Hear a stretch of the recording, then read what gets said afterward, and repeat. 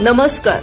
महाराष्ट्रातील सर्व जिल्ह्यातील ग्रामपंचायत पासून जिल्हा परिषदेच्या व महानगरपालिका पर्यंतच्या शेताच्या बांधापासून उद्योगाच्या उलाढालीपर्यंतच्या प्रत्येक बातमीचा आढावा सर्व जिल्ह्यासह छत्रपती संभाजीनगर जिल्ह्यातील फक्त सूर्य वार्ता न्यूज चॅनेलवर. वळूया पुढील ताज्या बातम्या.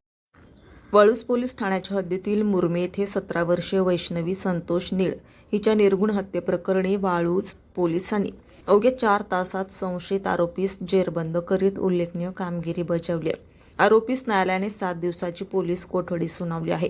वैष्णवी आणि आरोपी यांच्यातील मैत्री आणि त्यातून निर्माण झालेल्या वादातूनच हा खून झाल्याचं तपासात उघड झालंय. कोणताही ठोस पुरावा नसतानाही अत्यंत कमी वेळेत गुन्ह्याची उकल करण्यात पोलिसांना यश आले. विशेष नानासाहेब कडोबा मोरे, राहणार मुरमी, तालुका गंगापूर असं आरोपीचं नाव आहे.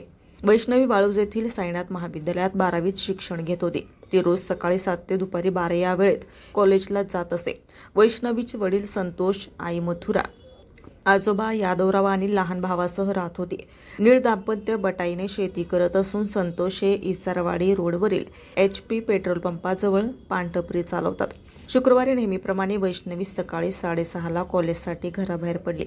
दुपारी कॉलेजमधून घरी आल्यानंतर ती घरात एकटीच होती. ही संधी साधून नानासाहेबने वैष्णवीला गाठलं आणि विळ्याने गळ्यावर वार करून तिची हत्या केली. घटनेवेळी वडील पानटपरीवर, लहान भाऊ शाळेत, तर आई मथुरा बटाईच्या शेतात कामासाठी गेलेली होती. मैत्री लग्नानंतर वाद. सूत्रांच्या माहितीनुसार वैष्णवी आणि नानासाहेब यांच्यात आधी मैत्री होती. काही दिवसांपूर्वी नानासाहेबचं लग्न झालं. त्यानंतर दोघात वाद सुरू झाले. घटनेच्या वेळेतही वाद झाला आणि त्यातूनच त्याने थेट वैष्णवीची हत्या केल्याचं समोर आलं. वैष्णवी दुपारी वडील घरी आले असता खाटेजवळ उजव्या कुशीवर रक्ताच्या थारोळ्यात पडलेली दिसली. त्याने तात्काळ पत्नीला फोन करून शेतातून बोलावून घेतलं. ग्रामस्थांनी पोलिसांना कळवताच वाळूज पोलीस तात्काळ घटनास्थळी दाखल झाले. फॉरेन्सिक टीम आणि श्वान पथक पाचारण करण्यात आलं.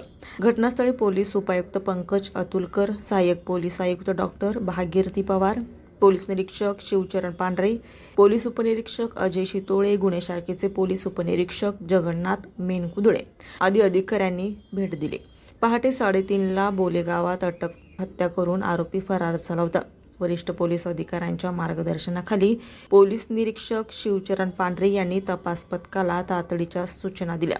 पोलीस उपनिरीक्षक अजय शितोळे आणि विशेष पथकाने तपासणी चक्रे वेगाने फिरवत बोलेगाव तालुका गंगापूर येथून आरोपीस 20 डिसेंबर रोजी पहाटे 3:30 ताब्यात घेतलं.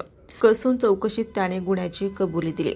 या प्रकरणाचा अधिक तपास पोलीस निरीक्षक शिवचरण पांढरे करत आहेत.